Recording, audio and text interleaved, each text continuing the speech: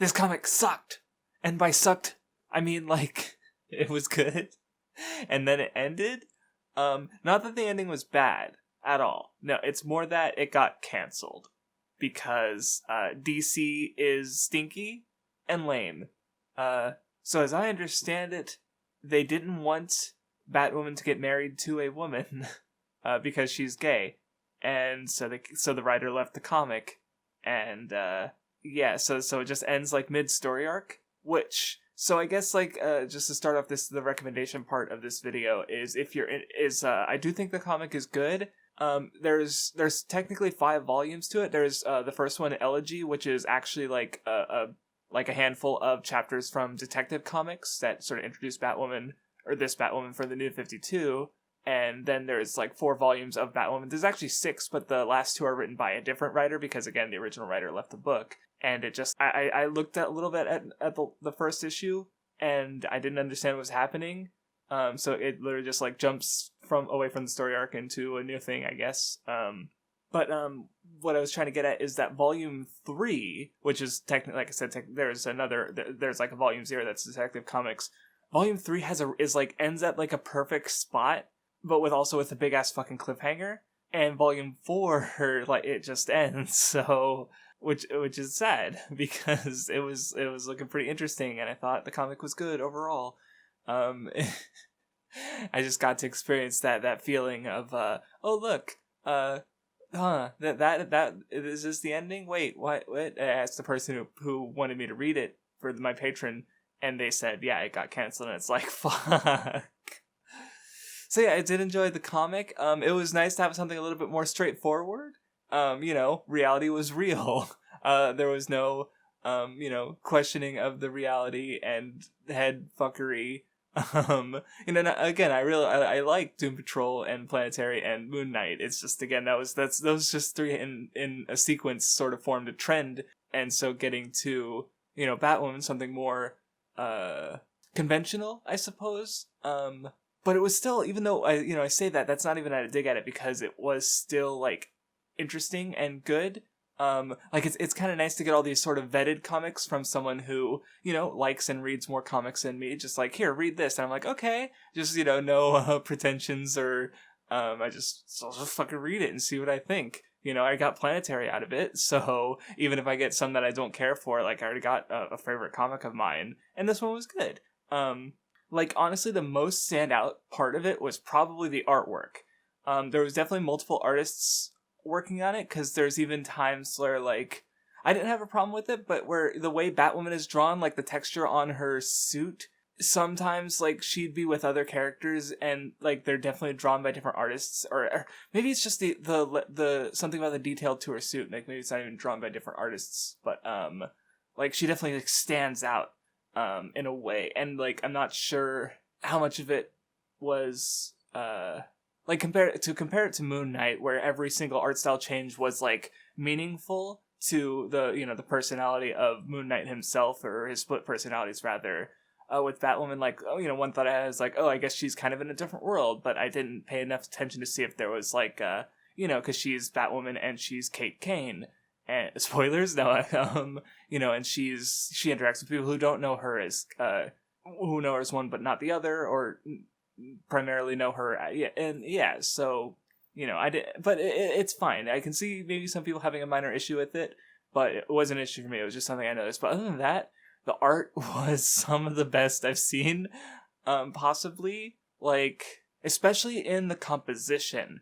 Coming off of Doom Patrol, which I feel primarily was done in single pages and had very few 2-page spreads, if any at all. I can't remember any off the top of my head. Batwoman is, made of 2-page spreads. So one thing, it was a Twitter thread by Rachel Thorne, who she teaches manga at, in college, I think in Japan, and she had an interesting thread that I'll try to link if I remember, about how sort of how manga is sort of drawn with specifically through the T rule, which allows for a very it allows it to be read very quickly, because the pages sort of have these road signals, as she calls them, and also they do, you get familiar with the layouts, and you know exactly where to go next because of them with your eyes, where comics in comparison are like harder to find the flow, if that makes sense. Like, I'm not, again, that's not a negative thing. Like, there are some really cool things done with the art, but look, I could pull up like 2-page spreads and point out how the reading direction is different on all of them, and that's cool and interesting, because she even mentions in the thread that's because of the T rule. Japanese manga tends to be, like, again, it's faster to read, but it has less, there's less creative possibility with it because it has to be done a certain way to be readable. Part of it is because in Japanese you can read up or you can read up to down or left to right, or right to left. It's not where in Western comics you go up left to right then up to down, which is a slight difference. But if you have 4 panels that are equally sized, equally distanced, you assume if you're reading a Western comic that you go from left to right, then you go down into the left, and then you go right again. Where in Japanese comics, it could be either way, which is the issue. But again, I say that because it's a Western comic, it's able to have that completely non-standard flow and have these really interesting, this really interesting composition in its 2-page spreads, where this page you go like kind of down and to side and then up, like it's like a semicircle, or you might go up and to the right and then back down, and it's based on the flow of the page, the dialogue bubbles, like it makes sense.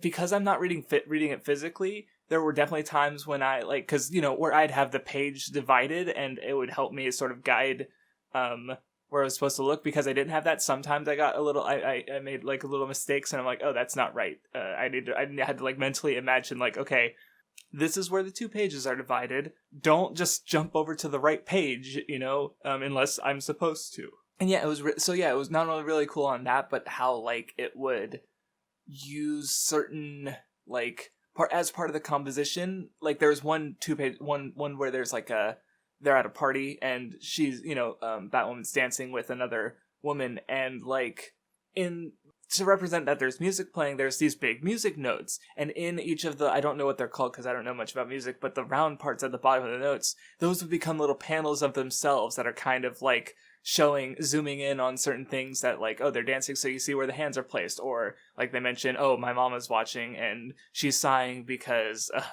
2 women dancing, it's gay, it's bad, which apparently DC agrees because they canceled the fucking comic because it was too gay.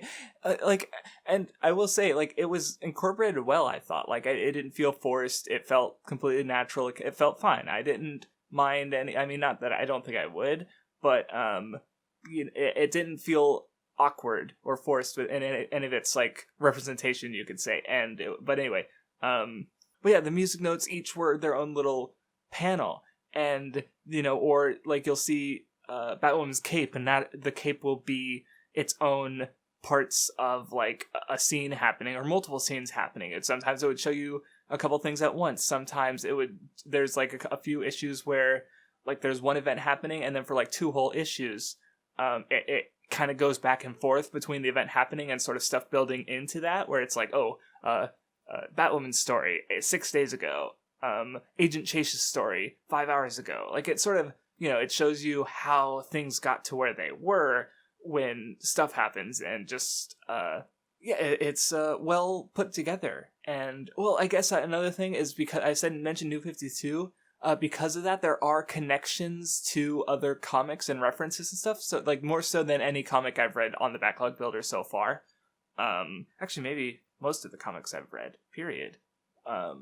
Where, like, I mean, and nothing, the only thing that I didn't know for sure is, they mentioned Robin dying, and like, I see Nightwing in the comics, but I didn't see, or maybe I don't remember seeing, because, Batman, that's the thing, Batman has so many Robins, and it was a reboot, so I think I know, because I remember being on, like, 4chan's comic and cartoon board around when the New 52 was happening. So I remember, like, there was one panel that has Bruce with Dick, Tim, and Damian, and, like, people were looking at the ages and going, like, apparently Batman had 4 Robins in 5 years. That's a dense period of time.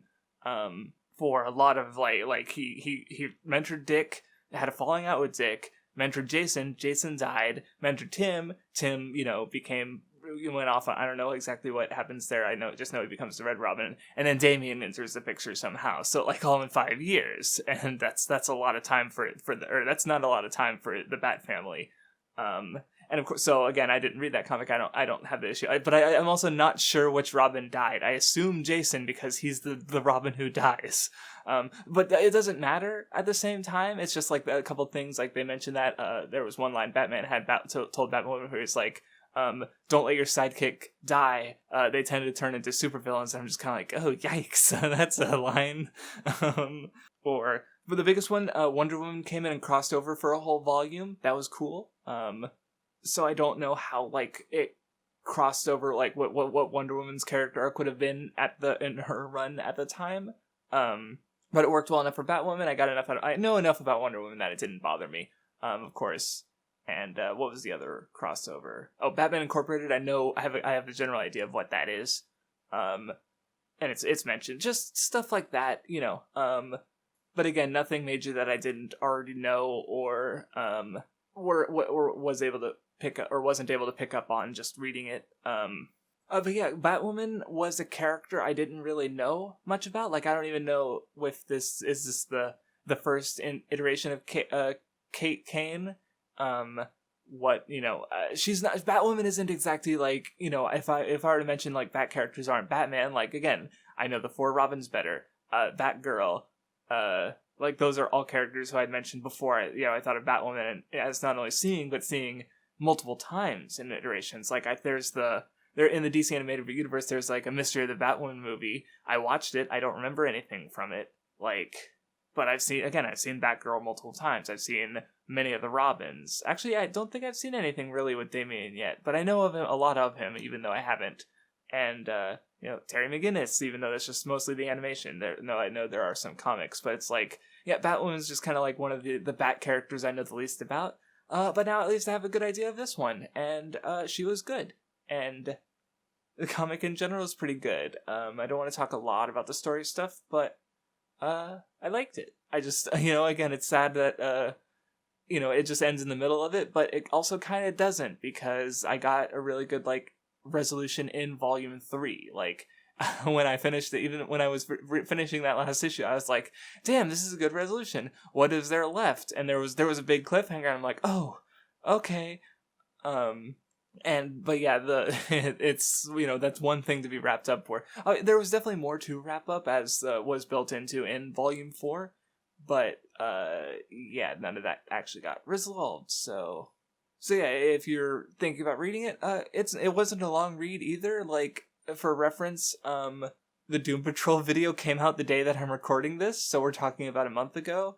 I read the Detective Comics issues like last night, and I just read the 4 volumes today pretty comfortably. So, pretty quick read. I would recommend it. And moving on to spoilers. Kate had a hard fucking life.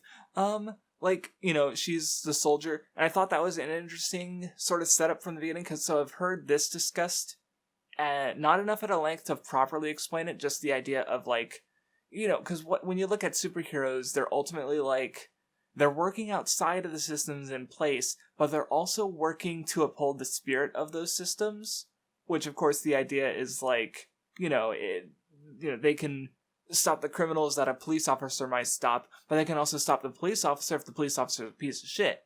So, like, I've heard them, I remember hearing a video where, like, the superhero is, like, a soldier, and Kate is literally, like, that whole, like, mold, fits Kate well, because she was trying to be a soldier, and she got kicked out of the force because she was gay.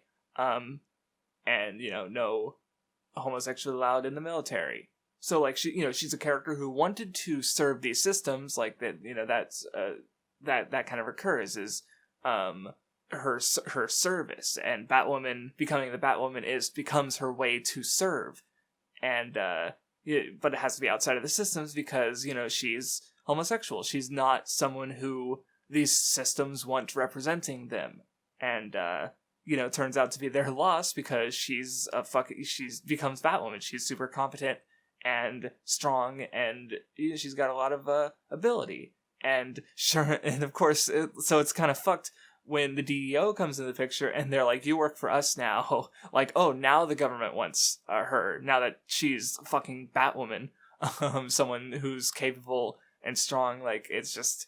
Yeah, and they're shitty, and they were kind of building like the antagonists, especially in the last volume in particular. It just before it ended. But yeah, I liked Kate's arc with she was tussling with her grief of losing her sister and mother, and then she met her sister again, but then she lost her again, and then she got her again, and then it ended. And God, I hope I just like everything I say doesn't just end off with and then it ended. It's like.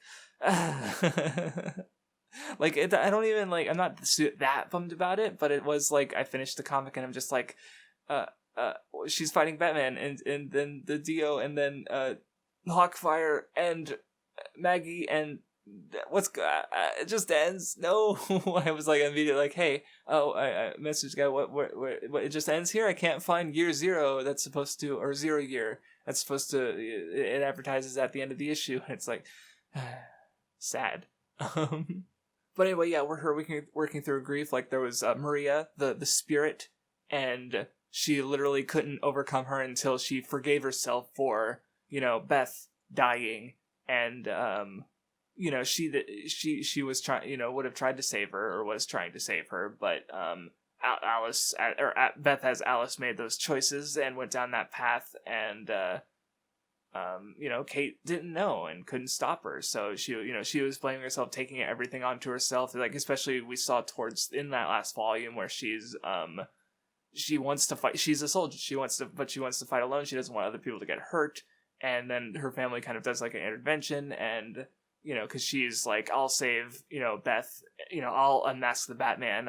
She's like, she's gonna go up against the fucking Batman alone, except for the DEO, who are like shady as fuck. Like, their boss is just a fucking skelly man. Like, this gets no explanation. He's just a skeleton who works in the US government. And I'm like, okay. He's just like, there's one chapter that opens and he's just wearing like a fucking Hawaiian shirt and shorts, and he's just got like his black bones and he's smoking a cigar, and I'm just like, okay, he's a styling skelly man. And yet the best part was of the run was definitely the Wonder Woman crossover, because that, like, look, when the climax of that happened, like, it just sort of starts wrapping everything up. Like, you have Betty's trauma after getting nearly killed by the Hook. She was trying to live up to Kate because Kate, she became the hero and she's stronger than Betty, and Betty's a real superhero. She worked with the Teen Titans. She's got superhero numbers on her cell, but then, Batwoman is just better than her and keeps getting all the attention, and she wanted to be her, out of her shadow, and then she gets screwed over, and then she overcomes that. And like, yeah, she fights Hook again. She overcomes her trauma, and then there was a bunch of other shit going on. Like, you have Maria. She wrested control back and sort of got revenge on the person who killed her children, and was able to sort of pass on. The fucking werewolf guy had faith in Batwoman and fought alongside her to defend Gotham. Like, it was just wrapping all these arcs up, and I'm like, this is good. And then, of course, I like how the resolution happened with Seto, who's, again, this mother. Like, Batwoman, Kate lost her mother, and Seto, she had all these children sort of like, who, their mother had been wrong, so they'd been trying to sort of get her back. Like, I'm not sure if I'd go as far as to say, like, oh, they had the same loss of their mother, like Kate had loss of her mother. Like, maybe they were estranged, but, I don't, or maybe they did, the ritual did bring her back to life, but that's not what I took from it. But it's still this mother-child relationship that's, something important to Kate. And rather than, like, Diana's about to, Wonder Woman, she's about to kill Seto, Seto? I don't actually know how to pronounce it. But, Batwoman, you can write a different ending to this story. It came up earlier with Pegasus, where Wonder Woman killed him and wasn't sure if it was the right thing to do. Batwoman, she follows Batman's no killing code, and there was that sort of concern, like Wonder Woman wondered if, like, oh, if I keep killing, well, maybe one day I'll be fighting the people I now call friends, like, that slope, that, point of no return comes up. And, I mean, that's a whole discussion, because, again, people are like, why doesn't Batman just kill the Joker? And, I have my own thoughts, but I won't, belabor them. But, Batwoman, or, Wonder Woman had a whole little spiel about mental, speech about how, or not speech really, but mental, musing over, like, oh, she hopes to have Batwoman's courage, I guess, the courage not to kill. And, Batwoman was able to help her in the end of that arc, not kill her, and, like, maybe the Greek pantheon was wrong to kill all these monsters, but they decided that they couldn't live alongside humanity, so the mother monsters who she just made kids, like, that's not a crime, and so, but they imprisoned her, and, but Wonder Woman's going to make amends in some way, in whatever way she can, and, it was good. And then you had Maggie, and she was, like, yeah, it was just the kind of, like, expected, she's the cop, and Batwoman's the, vigilante, so you got kind of like a Batman Catwoman thing going on, but, where there are two people who are at odds, but, there's, in their secret identities, it's not really the same, obviously, because, like, Maggie's not a vigilante, but she's dating she's dating one, and she doesn't know it until she does. And at the end, it's like, marry me, and it's like, it's just so satisfying, like, because they've been struggling through the relationship, like, because it even comes up in the last volume with Chase, her dad was a superhero. He died, and she had a whole talk with her sister about how heroes don't think about how they hurt the ones closest to them, which is obviously meant to reflect back on Kate and Maggie's relationship, or many relationships of hers. And, like, there's even one conversation they have where, like, Maggie's being hurt by because she got accidentally stabbed by a vial of, like, sedative and fear toxin, which gave her, like, a full night of the worst nightmares she could ever experience, basically. And the reason that happened was because Kate, Batwoman, accidentally injected her during, like, a quarrel, because, Maggie's like, I gotta stop Batwoman, and Batwoman's like, oh fuck, I didn't mean to stab you with that vial of fear toxin. And so it kind of gave Maggie, like, post-traumatic stress disorder. She was, still not sleeping well, even, of course now, Kate, after Kate had told her about Batwoman, there's that, like, oh, whoops, I stabbed my lover and fiance with post-traumatic stress disorder inducing fear toxins. Yeah, it kind of makes the air awkward a little bit. But the conversation they have is, like, Maggie said something like, you can't know what I'm going through until you've gone through it yourself. And of course, like, as a way to get closer, Kate eventually takes the fear toxin herself and goes through the same thing so that she can understand Maggie's pain better and make amends, sort of, or try and understand her. And but also I kind of read into it, like, the pain, Kate's also causing Maggie pain as a hero by risking herself every night, risking her life every night.